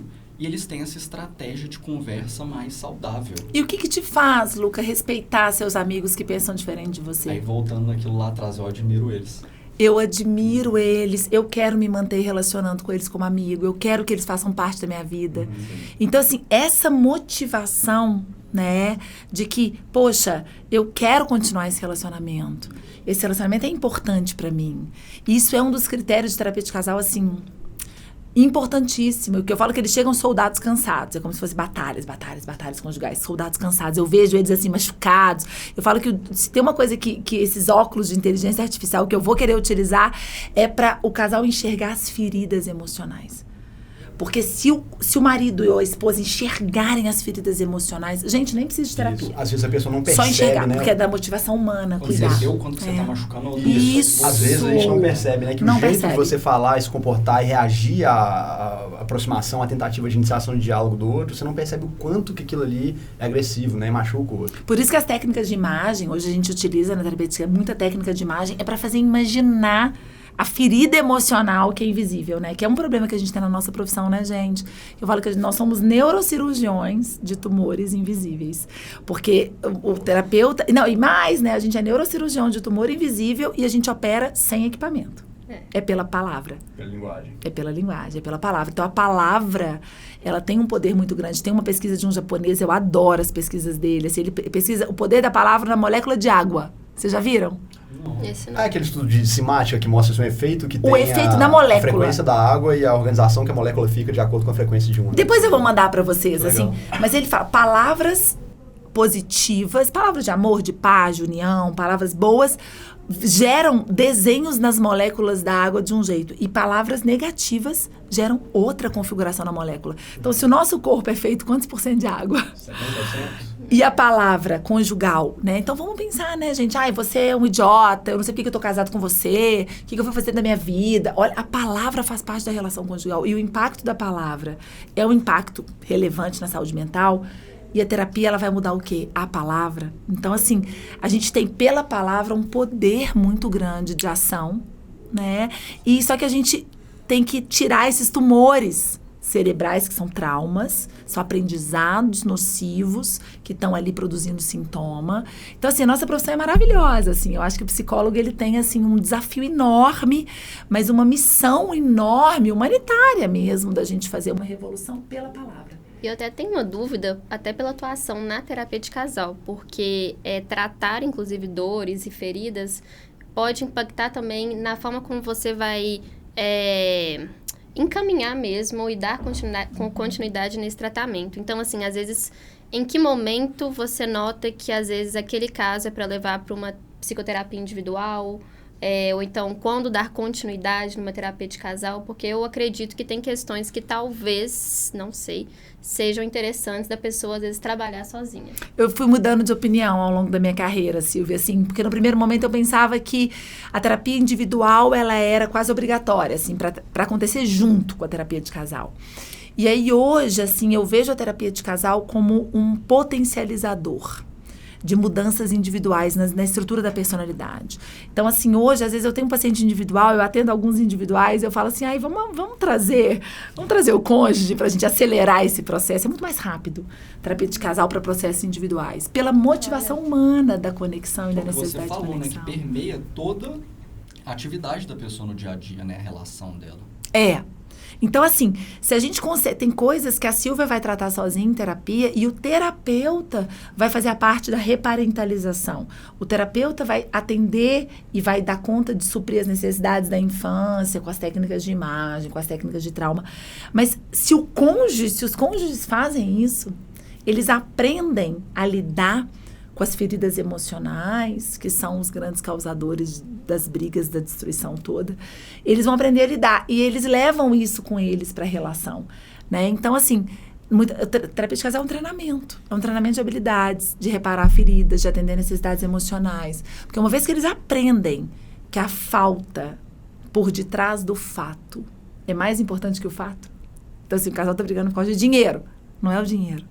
É a necessidade emocional por detrás. E às vezes nem enxerga isso no outro, inclusive. Acha que é uma coisa que leva muito mais pro pessoal, mas quando vai entender, o buraco é muito mais fundo. Exatamente. Você transfere pra pessoa, né, algum medo, uma insegurança que você tem, e você acha que o problema está na pessoa, mas é um problema que você tem que você tá projetando no outro. Gente, tem um vídeo muito legal, 2 minutos. Depois, se vocês quiserem passar e colocar, chama It's Not About the Nail. Vocês já viram esse vídeo? Não, é sobre a unha? Não, sobre o prego. O prego. O prego, entendeu? Então, é um casal, eles estão assim, conversando. E aí, ela começa a falar, assim, no vídeo. É um vídeo de 2 minutos, mas é muito legal. Ela começa a falar, nossa, minha cabeça tá doendo demais. Eu tô muito cansada. Minhas roupas todas estão furadas. Eu tô parará. Aí, na hora que ela vira, ela tem um prego na testa. E aí, o marido olha e fala assim, mas é o prego, você tem que tirar esse prego, você tem que tirar esse prego. Aí, ela se irrita, ela se incomoda com ele. Aí, ela fala, você não me escuta. Aí ele fala, tá bom, vou te ouvir. Aí ela fala, eu tô muito cansada, minha cabeça tá doendo. E ele escuta ela. Aí ela olha pra ele, ele escutou ela fala, obrigado. Eles se conectam. Aí eles vão dar um beijo, bate no prego. Aí ela, então assim, porque, né, a necessidade dela não é como tirar o prego. A necessidade é, eu queria que alguém me escutasse, que alguém me entendesse, que alguém parasse e olhasse nos meus olhos e prestasse atenção no que eu tô precisando. Então, se tirar o prego... Essa é uma figura muito importante, porque às vezes homens e mulheres têm linguagens diferentes de comunicar, né? Às vezes o homem ele é muito pragmático, muito prático, sim, e às vezes a mulher não é ela não quer só resolver um problema, ela quer saber que ela tem alguém com quem ela pode contar, pra ouvir, pra falar. Exatamente. Então, assim, na terapia de casal isso vai acontecer o tempo todo. A gente não vai discutir sobre os problemas, a gente vai falar sobre o prego. Né? Renato, eu tenho uma curiosidade, indo um pouco mais nesse sentido, porque eu gosto muito de psicologia da personalidade, então eu sempre tento refletir esses esses problemas com base na personalidade. E a gente sabe que existem alguns traços, algumas inclinações que homens e mulheres têm algumas diferenças. Então, por exemplo, se a gente for pensar do ponto de vista do traço da conscienciosidade, a gente sabe que a distribuição de incidência da conscienciosidade ela é uniforme entre homens e mulheres. Mas dentro dos subfatores da conscienciosidade alta, homens são um pouco mais industriosos e talvez isso explique por que homens gostam mais de coisas, de sistemas e mais coisas mais complicadas nesse sentido. E as mulheres elas são mais ordenadas, elas têm um nível de ordenança, um grau de organização muito grande. Então, isso na vida doméstica, na vida cotidiana, fica muito aparente, né? Você vê que, em geral, a mulher ela se preocupa mais com a organização, com a harmonia do lar, a casa tá bem arrumada, bem apresentável, e muitas vezes o homem, geralmente, ele só tá preocupado com sujeira ou com desorganização quando isso atrapalha alguma coisa mais prática que ele tá fazendo. Você percebe essa diferença, essas demandas, às vezes, que são um pouco mais diferentes entre homens e mulheres na clínica? Chegam algumas coisas para você que você identifica alguns tipos de padrões que você acha que tem a ver com essa tendência de personalidade? O que o Luca tá rindo? Vai, Luca. O que é, Luca? Não, nada. Ah, Luca. O que é, Luca? Eu vou sair do episódio sendo conhecido como behaviorista e o Marcos Eu posso ser pessoa, né? Tá ligado? Beleza. Não, mas olha só, né? Mas olha que legal, né? Vamos pensar na origem, né, do homem e da mulher, né? Então, assim, a gente ainda não modificou, né, essa nossa identidade original. Então, a gente tem a parte do sexo, homem e mulher. Isso não foi modificado. E essas características que o Marcos está falando da personalidade, do gênero, né, do homem e da mulher, isso é, assim, muito interessante porque isso determina os papéis sociais também. Então, quando a gente pensa evolutivamente, hoje a mulher, ela traz papéis sociais que vêm dessa história. Então, quando a gente tem o feminismo, quando a gente começa a mudar o papel da mulher, a gente vai modificando, né? Mas, biologicamente, existe uma estrutura de cérebro que é diferente. E a gente vê que é um padrão que é acultural. Ele se repete. Isso é atemporal. Perfeito. Então, vamos para o padrão acultural, né? Existe um padrão acultural. E nesse padrão, o que a gente entende? Que é uma coisa assim, que eu estava lendo isso hoje, eu falei, olha, isso aqui me chamou muita atenção e eu não sabia como que eu ia usar, agora eu já sei. Falava sobre aliança, né? Então, vamos pensar que o relacionamento conjugal é uma aliança.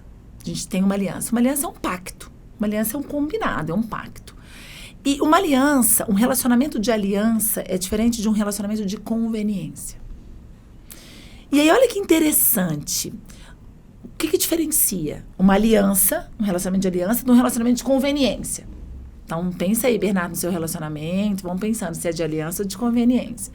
Então, assim, essa definição para mim foi muito legal, que falava assim, um relacionamento de aliança é quando eu tenho lealdade na discordância. E um relacionamento de conveniência é quando eu tô junto até que me desagrade. Eu só tô junto até que eu tenha que lidar com a divergência. Então, se a gente pensar no homem e na mulher, eles vão ter várias diferenças. Várias diferenças. Biológicas, de personalidade, de temperamento, social, várias. E todos os casais, mesmo homoafetivos, vão ter várias diferenças, que vêm das diferenças de esquemas, de crenças, enfim. O problema é o que eu quero, que vai lá para a primeira pergunta da Silvia. É o que eu quero? Eu quero um relacionamento de aliança ou de conveniência? Porque se eu quero um relacionamento de aliança, eu vou ter que entender que vai ter divergência. E eu vou ter que lidar com aquilo que eu não quero, ou que eu não gosto, ou que para mim não faz sentido. Mas a minha lealdade na discordância é que vai caracterizar um relacionamento de aliança. E um relacionamento de conveniência, eu só tô junto até que me desagrade. Que é o que tá acontecendo hoje, gente. A gente só tá junto até que desagrade. Quantos casais chegam pra mim, assim, separou e tudo, o que aconteceu? Ela começou a falar umas coisas que eu não gostei. Sabe assim, o motivo da dissolução conjugal tem sido um motivo, assim, que não existe nenhum nível de tolerância para lidar com a diferença, nenhum tipo de resiliência. E aí a gente começa a desenvolver crenças que são completamente mentirosas. Do tipo, eu só vou estar junto se a outra pessoa for igual a mim, ou gostar de tudo que eu gosto, ou se a gente não tiver problemas. A gente começou a ter problemas. Eu tô com você até aqui, né? Dali pra cá eu não quero mais. Entende? Então, assim, eu acho que essa talvez é uma reflexão, assim, pra gente pensar relacionamento de aliança, relacionamento de conveniência. E a aliança passa por como eu lido com as divergências, né? Então, vamos pensar. A gente aqui teve uma divergência, né? E se aqui a gente não tivesse construído um relacionamento de aliança, Eu falo, não volto mais, pensa diferente de mim, como é que eu vou discutir deixa com pra lá. eles? Larga pra lá. Mas é o que você tá falando dos seus amigos. Você quer relacionar, é uma aliança. Vocês têm uma aliança nessa amizade. Então a gente tem divergências, mas tem algo que fala mais alto do que as divergências. E o casal precisa de ter esse algo que fala mais alto.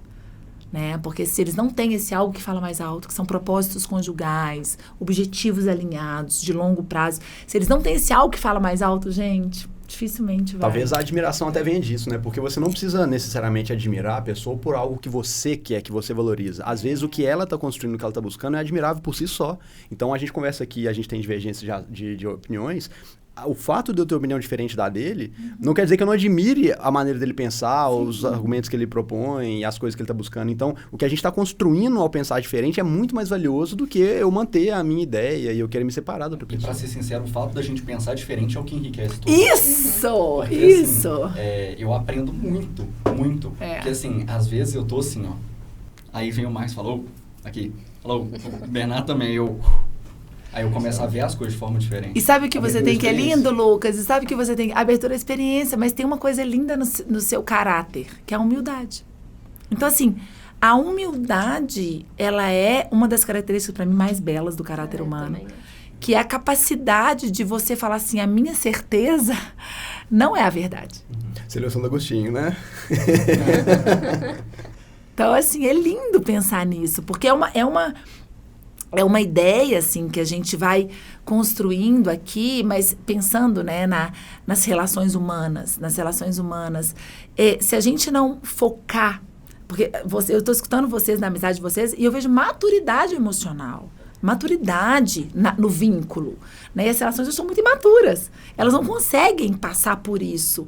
E se a gente olhar, quantos Marcos tem no mundo iguais a você? Nenhum. Não, deve ter algum. Marcos? Igual você, igual. Igual? Eu sou peça produção exclusiva. Entendi. Peaky Blinder. Eu tô lembrando uma vez meus meninos fantasiados de Peaky Blinders, de boininha, né, com blazer, assim. Então, assim, e quantas Silvias? Nenhuma. E quantos Bernardos, e quantos Arturos, e quantos Lucas, assim. Então, se a gente é feito com uma unicidade, se nós somos indivíduos, e não vai ter ninguém igual a mim, tem um porquê disso. E eu gosto muito dos porquês. Por que todo mundo é diferente? Por que a gente nasce diferente? Porque tem algo que é só a Renata. É único, é meu. Então, se eu vou me relacionar com o Marcos, eu vou levar para ele algo que é só meu, que ele não tem. E ele vai trazer algo que é só dele, que eu não tenho. E aí vem a admiração, Luca. Porque a gente é capaz de admirar com humildade aquilo que o outro tem que eu não tenho. Isso é muito bonito. Então, a admiração é isso. É a capacidade humilde de admirar que o outro tem algo que eu não tenho e que eu preciso. Exato. E que eu preciso. E que eu quero. E que eu quero. Aí o que eu quero vem por último pra fechar com chave de ouro. Mas assim, eu preciso. Porque se eu ficar sozinho, eu por eu, né, o homem pelo homem para o homem, não faz sentido. Não faz sentido. Sim. Né? Então, assim, isso é que o casal vai pra relação conjugal sem essa mentalidade. Então, eu gosto muito de trabalhar com prevenção. Né? Porque se a gente consegue, o casal vai casar, aí eles pensam no casamento, na festa, mas não pensa nisso. Né? É uma preparação mesmo pra... E a gente já tá chegando no fim, mas eu tenho que pedir uma coisa, que é voltar na pergunta da Silvia, porque eu interrompi, a gente não voltou pra ela. Aquelas duas perguntas sobre... traição e ciúmes? Falar rapidinho sobre isso, só pra fechar, porque senão eu vou ficar... Então, o Lucas é igual o paciente no final da terapia. Falta 10 minutos, aí o paciente fala assim, mas olha, Renata, eu vou te falar uma coisa, mas nós vamos gastar mais que 10 minutos. Eu vou ficar me sentindo mal, porque a gente interrompeu e não voltou no assunto. Pra complementar e fechar a sua pergunta, pra gente encerrar, ó. Então, a gente tá falando aqui de questões mais sérias, de questões limítrofes, e tudo na vida tem limite. Sim. Até a terapia, até a terapia de casal. Então... completando essa pergunta, eu queria te perguntar, quando você acha que não dá mais? Você olha para um casal, para uma situação e você diz, olha, eu acho que essa situação não tem mais o que fazer, eu acho que chegou. Então, pera, rapidinho. Antes de responder essas perguntas de milhões, gente, sigam o nosso canal, se inscrevam no canal, ativem o sininho, dá o like e também sigam as nossas redes que estão na bio do nosso Instagram, Luminous Podcast. E queria pedir pra Renata também divulgar os Vou trabalhos divulgar, dela, gente. as Então, redes. vocês sigam Psilink_oficial. Lá a gente está desenvolvendo um trabalho de futuro, assim, pra psicologia. A gente tem um app. Gente. Baixa no celular de vocês. A gente tem um app Psilink, é gratuito. E lá a gente quer criar um ambiente para que esse tipo de discussão possa acontecer com psicólogos do Brasil inteiro. Então, assim, a gente já tem centenas de psicólogos dentro do app, conversando livremente sobre temas, sobre insights, sobre o que eles estão fazendo. Então, se vocês são, né, psicólogos e querem fazer parte dessa comunidade que está refletindo sobre o futuro da psicologia, sobre os desafios, e não quer se sentir sozinho, né, gente? Porque imagina a gente sozinho pensando isso tudo, né? Então, assim, é junto que a gente vai encontrar as melhores soluções. Então, baixem o app e tem o Instagram também aí para todo mundo acompanhar. Aqui, tá? Isso aí. Então, uma pergunta da traição dos ciúmes. Fala pra mim, Silvia. Como é que isso aparece na clínica? Porque, aparentemente, acho que com as redes sociais, isso... Não sei, não vi pesquisas também, mas eu acredito que isso tenha aumentado em alguma medida, assim. Acho que o ciúmes aumentou, porque, às vezes, né, o companheiro fica mexendo no celular em vez de conversar. Inclusive os aplicativos de relacionamento. Sim. Então, eu queria ouvir assim. Gente, olha, nós vamos ter que depois deixar, já vou falar rápido, nós vamos ter que deixar um podcast só pra falar sobre isso. Próximo. Vai ser um prazer. Só sobre esse tema. Ciúmes, traição. Nossa. Adoro esse tema. Legal. Confiança. Vamos falar sobre isso. Vamos falar sobre isso. Mídia social e relacionamentos, né? Como é que é, Lu? Ciúmes, traição e... Uau! Nossa, ficou bem. Tá. Gostei. Tem que ter um apelo, né? Senão... Não, porque o pessoal até mata por ciúmes. É uma coisa mata por ciúmes. E você sabe que, assim, relacionamentos conjugais são bem preditores, assim, né? Desses acidentes automobilísticos, homicídios, suicídio, crime passional, feminicídio. Tem muita coisa, assim, pra gente conversar sobre isso. Mas o que acontece? Silvia, eu vou te contar, assim, de uma paciente. Vou te contar o caso dessa paciente bem rápido, tá? E aí, ela chegou no consultório, ela tinha um transtorno de personalidade paranoide. Então, ela já tinha uma vulnerabilidade à paranoia. E ela era... Claro que a gente acaba escolhendo profissionalmente aquilo que nossos esquemas vão encontrar o molde certo. Então, ela era detetive da Polícia Federal. E ela era casada com um delegado, também da Polícia Federal, narcisista. E ela tinha uma hipótese de que ela estava sendo traída. Então, o que ela fez? Ela fez vários perfis falsos. E ela fez toda uma... Sabe filme, quando a gente chega em filme, aí vai ter um pontinho aqui, um pontinho ali? Então, ela chegou... Sabe aqueles filmes de policiais, assim, que tem? Ela chegou com aquele mapa no consultório. Ela falou assim, ele segue esse perfil, ele segue esse perfil aqui e tal, e tal. Então, assim... correndo enquanto psicólogo. Mas o que tá por detrás disso, eu né? Eu não consegui atender, é difícil. Não, mas olha, vamos pro simples, você vai ver que não é tão difícil. O complexo é conteúdo. A gente vai pra essência, a essência é simples. Né? Os desejos são muitos, as necessidades são poucas. Então, assim, qual era a necessidade dela? Ela queria o quê? Se sentir segura no relacionamento.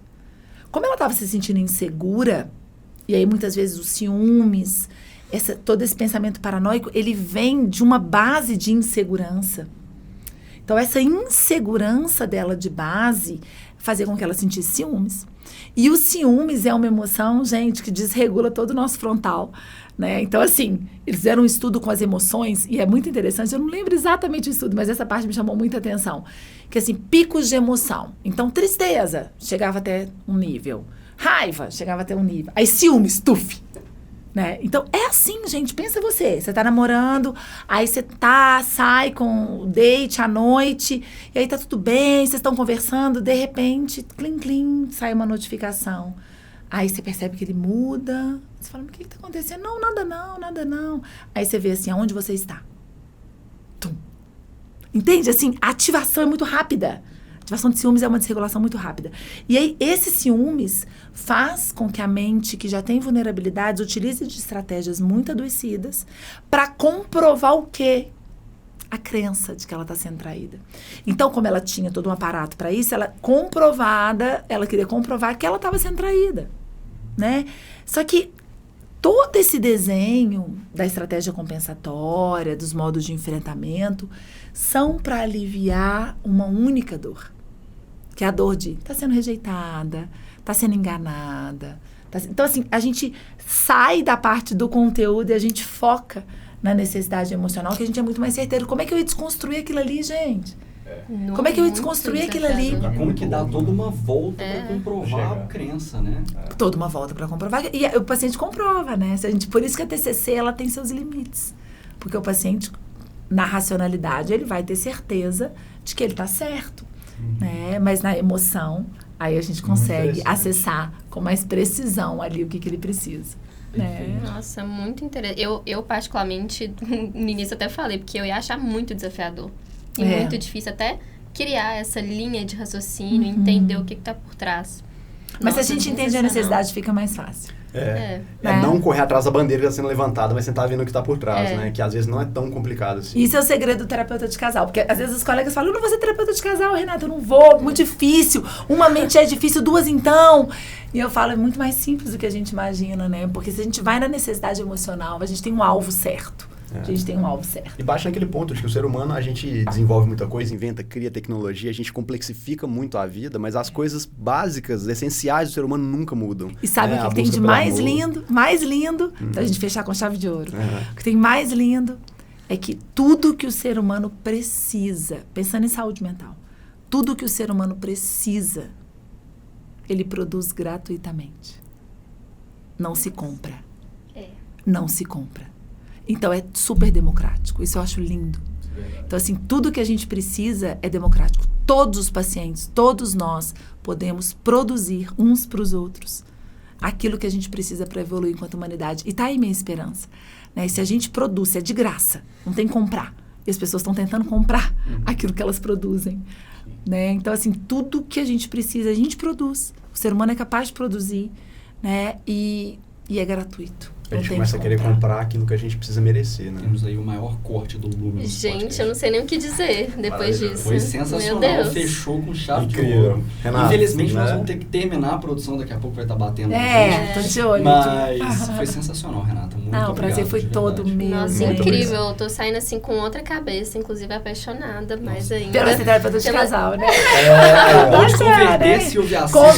Ganhou uma alma mesmo. Ganhei. Gente, olha, obrigada. Eu desejo assim muito sucesso para vocês, muita prosperidade, que daqui possam sair reflexões profundas, porque apesar da gente estar super informal, de um jeito super gostoso, a gente falou de coisas muito profundas, né? Eu vou levar vocês comigo por mais alguns dias, porque eu acho que essas reflexões fazem a gente amadurecer enquanto profissional, enquanto ser humano, né? Então eu desejo assim que esse podcast possa alcançar o Brasil, que vocês possam levar isso assim para muitos e muitos colegas, né? Depois vamos pensar numa parceria com o Psilink pra gente levar o podcast de vocês pro Psilink, pra gente poder transmitir para o nosso app, transmitir para os colegas isso que vocês estão fazendo aqui, para a gente dar acesso para essas pessoas. Exato.